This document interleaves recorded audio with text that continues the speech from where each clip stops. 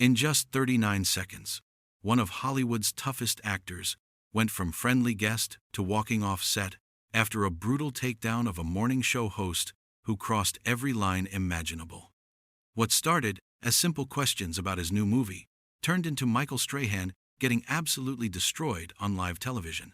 Before we get into this insane confrontation, make sure you hit that subscribe button. We bring you daily videos exposing Hollywood's darkest scandals, and trust me, you don't want to miss what goes down in the industry. The Good Morning America studio was buzzing with its usual morning energy. Camera operators were adjusting their positions, producers were speaking into headsets, and the audience sat waiting for the next segment. Michael Strahan stood near his chair on the bright set, flipping through note cards while Tom Hardy sat across from him, relaxed but alert in his seat. The British actor had flown in to promote his latest film, a gritty action thriller that was already getting major buzz. Strahan started off friendly enough, smiling his trademark smile as the cameras went live. "Tom Hardy, welcome back to Good Morning America, man. Good to see you again." Hardy nodded, his expression calm. "Yeah, good to be here, Michael. So let's talk about this new movie. You're playing another tough guy, another fighter. Seems like that's all you do these days, right?" Strahan said with a little laugh. There was a pause. Hardy's eyes narrowed slightly, but he kept his composure. "Well, I wouldn't say that's all I do. I've done plenty of different roles. This one just happens to be physical, yeah." Strahan leaned back in his chair, still smiling, but with an edge creeping into his voice. Right. But come on, man. Mad Max, Warrior, Venom, Bronson. You're always playing these angry, violent dudes. Don't you ever want to do something, I don't know, lighter? Maybe show some range?" The studio went quiet. A few people in the audience shifted uncomfortably. Hardy's jaw tightened, and he sat up straighter in his seat. "Show some range? Are you serious right now?" Strahan shrugged, his smile fading into something more challenging. "I'm just saying what people think, Tom. You've got this reputation for being the tough guy, the method actor, who takes himself too seriously. Maybe mix it up a little." Hardy stared at him for a long moment, his eyes cold. "First of all, Michael, if you'd actually watched any of my films properly, you'd know I've played everything from a spy to a romantic lead to a damn fighter pilot. But I guess doing your homework isn't really your thing, is it?" A producer off-camera made a small gesture, trying to signal Strahan to move on, but he ignored it. Instead, he leaned forward, his voice getting sharper. Whoa. I do my homework, buddy. Don't come at me like that. I'm just asking the questions that America wants answered." Hardy let out a short, harsh laugh. "America wants answered? Or you want to stir up some drama for ratings? Because there's a difference, mate." The tension in the studio was thick now. The camera operators exchanged nervous glances. The audience sat frozen, unsure whether to react. Strahan's face hardened, his friendly TV persona cracking. "You know what, Tom? You've always had this attitude problem. Every interview I've seen with you, you're either giving one-word answers or acting like you're too good to be there." Hardy's expression went ice cold. "Attitude problem? That's rich coming from someone who interrupts his guests every 5 seconds and turns every conversation into a joke. Maybe I give short answers because the questions are stupid." Strahan's eyes flashed with anger. "Stupid? You think my questions are stupid?" "Yeah, I do," Hardy shot back, his voice steady but cutting. "You just asked me if I want to show range. Like I haven't spent 20 years proving that I can do whatever the hell I want on screen. That's not a question, Michael. That's you being lazy and trying to get a reaction." Strahan stood up from his chair, his microphone still clipped to his jacket. "Lazy? Man, I've been doing this job for years. I've interviewed presidents, athletes, actors way bigger than you. Don't sit here and tell me I'm lazy." Hardy didn't move from his seat, but his voice got quieter, more dangerous. "Then why are you acting like one of those trashy tabloid hosts instead of doing your job properly? You want to talk about my movie? Fine. You want to ask me about my process, the story, the people I worked with? Great. But don't sit there and insult what I do and expect me to smile and nod." A commercial break graphic appeared on the monitors, but the cameras were still rolling. The producers were frantically trying to cut away, but the confrontation was escalating too fast. Strahan pointed at Hardy, his voice rising. You know what your problem is? You think you're above all this. You think morning television is beneath you. Well, newsflash, Tom, this is how we connect with people. This is how we make entertainment accessible. Hardy finally stood up, pulling off his microphone and tossing it onto the chair. Connect with people? You're not connecting with anyone, mate. You're just pushing buttons to get clicks and views. And you know what? I'm not playing this game. Strahan moved closer, his face red with anger. Oh, so now you're gonna walk off? That's real professional, Tom. Real classy. Hardy turned to face him fully, his voice low but intense. You want to talk about professional? Let's talk about how you ambushed me with that bullshit question about range, when you know damn well I've done everything from comedy to drama. You didn't want a conversation, Michael. You wanted a confrontation. Well, congratulations. You got one. The audience was completely silent now, watching the two men face off in the middle of the bright, cheerful set. Strahan jabbed a finger toward Hardy. I asked a legitimate question about your career choices. If you can't handle that, maybe you shouldn't be doing press. Hardy's laugh was bitter. Legitimate? You basically called me a one-trick pony on live television. And now you're acting like I'm the one being unreasonable? Unbelievable. One of the producers finally stepped onto the set, trying to mediate. Guys, let's just take a breath here. We can... Strahan cut him off. No, let him talk. Let Tom Hardy show everyone what kind of guy he really is. Can't take a little criticism. So he throws a tantrum. Hardy's eyes went dark. A tantrum? Is that what you think this is? I've sat through hundreds of interviews, Michael. I've dealt with tough questions, personal questions, invasive questions. I've never walked off a set in my life. But I'll be damned if I'm going to sit here and let some former football player who stumbled into a hosting gig talk down to me about my craft. The room went dead silent. Strahan's face twisted with rage. Former football player? That's what you think of me? I earned my place here, just like you earned yours. Don't you dare disrespect my career. Hardy shook his head, his voice cold. Then don't disrespect mine. You started this, mate. Not me. I came here to talk about a film I'm proud of, and you turned it into an attack. Strahan took a step closer, his voice shaking with anger. An attack? I asked you one question about your roles, and you turned it into World War III. That's on you, buddy. Hardy grabbed his jacket from the back of the chair. One question? You've been taking shots since I sat down. The tough guy comments, the method actor jokes, the whole show some range garbage. You think I didn't notice? You think I'm just gonna sit here and take it? Strahan threw his hands up. Jesus Christ, Tom. You're so sensitive. It's a morning talk show, not a therapy session. Lighten up. Hardy stared at him, his expression a mix of disgust and disbelief. Sensitive? You ambush me on live TV, insult my work, and then tell me to lighten up? You know what, Michael? This is exactly what's wrong with these shows. You don't actually care about the guests or their projects. You just want moments that'll go viral.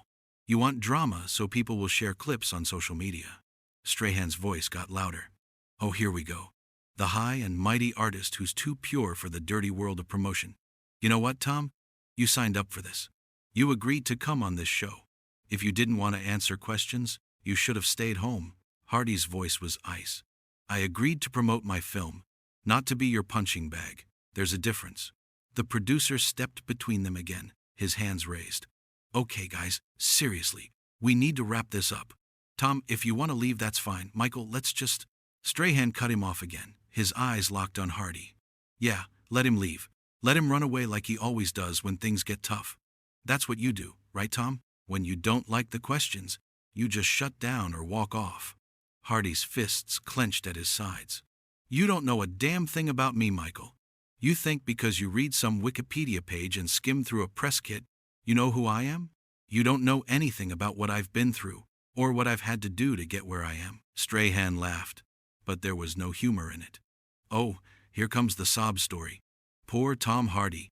Had to work hard to become a famous actor. Cry me a river, man. We've all worked hard. The difference is, some of us don't act like we're too good for the process. Hardy took a step toward him, his voice deadly quiet. I have never, ever acted like I'm too good for anything. What I don't do is put up with disrespect, and that's all you've shown me since I sat down. So yeah, I'm leaving. Not because I can't handle criticism, not because I'm sensitive, but because I have enough self-respect not to sit here and be insulted by someone who clearly has an axe to grind. Strahan's face was red now, his voice nearly shouting. Axe to grind? I don't even know you, man. I'm just doing my job. Hardy shook his head slowly. Your job is to interview people, not to tear them down. You forgot that somewhere along the way. Maybe it's the pressure of the ratings. Maybe it's your own insecurities, I don't know. But this? He gestured around the studio. This isn't journalism. This is a circus. The audience gasped. Some people covered their mouths in shock. Strahan took another step forward, his finger pointing at Hardy's chest. You do not get to come onto my show and call it a circus. You do not get to disrespect what we do here. Hardy didn't back down. I'll call it whatever I want when you treat me like garbage. You want respect? Earn it. Don't demand it while you're throwing insults. Strahan's voice cracked with fury. Get off my set. Get the hell off my set right now. Hardy smiled, but it didn't reach his eyes. Gladly. Was planning on it anyway. As Hardy turned to leave, Strahan called after him. You're gonna regret this, Tom. Walking off like this, it makes you look weak. It makes you look like a child. Hardy stopped and turned back, his voice calm but final. You know what makes someone look weak, Michael? Attacking a guest because you're having a bad day, or because you think it'll get you attention. That's weak. I came here in good faith, and you turned it into a hit job. So yeah, I'm leaving. And I don't regret it for a second. The studio was frozen. Camera operators stood motionless. The audience sat in stunned silence.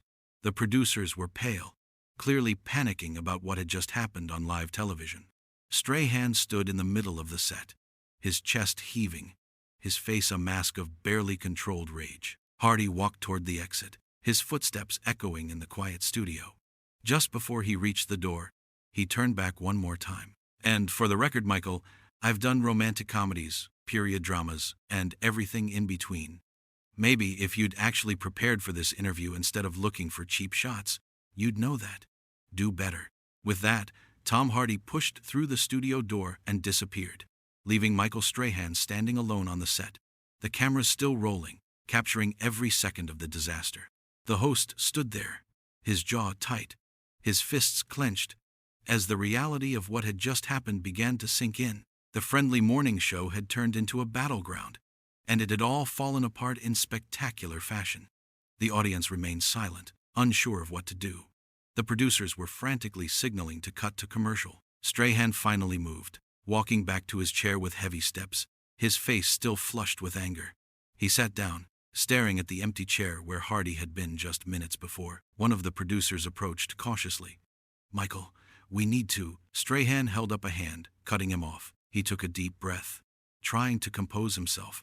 But the damage was done. The confrontation had been raw, brutal, and completely unscripted. It was the kind of moment that would be replayed endlessly, dissected from every angle, and talked about for weeks. The floor manager counted down, and suddenly the cameras cut to commercial. The bright, cheerful graphics appeared on the monitors, a stark contrast to the tension that still hung in the air. Strahan sat in his chair, his head in his hands, while the crew moved around him in shocked silence. Backstage, Tom Hardy was already heading toward the exit, his security team surrounding him. His publicist was on the phone, her voice urgent as she tried to control the situation. But Hardy's expression was calm, almost peaceful. He'd said what he needed to say, and he wasn't looking back. The green room door swung open, and Hardy grabbed his bag without breaking stride.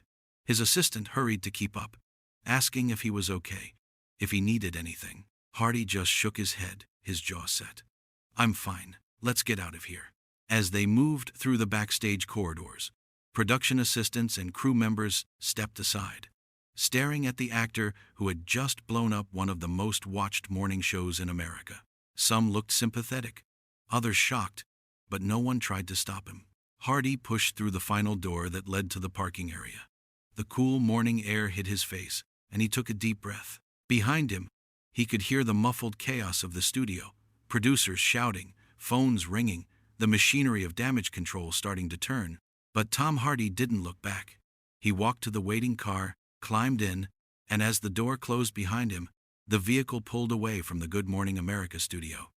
Inside, The confrontation was still unfolding in its aftermath, with Strahan trying to regain his composure and the producers scrambling to figure out what to do next. The interview that was supposed to be a simple promotional appearance had become something else entirely. A line had been crossed. Words had been said that couldn't be taken back. And one of Hollywood's biggest stars had walked off one of television's biggest stages. The cameras had captured it all. Every word, every expression, every moment of the explosive confrontation that would be talked about for years to come. As the commercial break ended and the show returned to air, Strahan sat alone at the desk, the empty chair beside him a stark reminder of what had just happened. The co-hosts tried to smooth over the situation, making light comments and moving quickly to the next segment, but the damage was done. The audience had seen it. The viewers at home had seen it. And social media was already exploding with reactions. Tom Hardy's car merged into New York traffic, leaving the studio and the confrontation behind. His phone was already buzzing with messages, calls, notifications. But for now, he ignored them all, staring out the window at the city passing by, knowing that he'd just been part of one of the most dramatic moments in morning television history. And unlike Michael Strahan, who would spend the rest of the day doing damage control and trying to spin what had happened, Hardy felt no regret. He'd stood his ground, called out the disrespect, and walked away with his dignity intact. The car turned a corner, and the Good Morning America studio disappeared from view. But the confrontation that had taken place inside its walls would live on, replayed and analyzed countless times. It was a moment that showed what happens when professional courtesy breaks down, when egos clash, and when someone finally says enough is enough and walks away.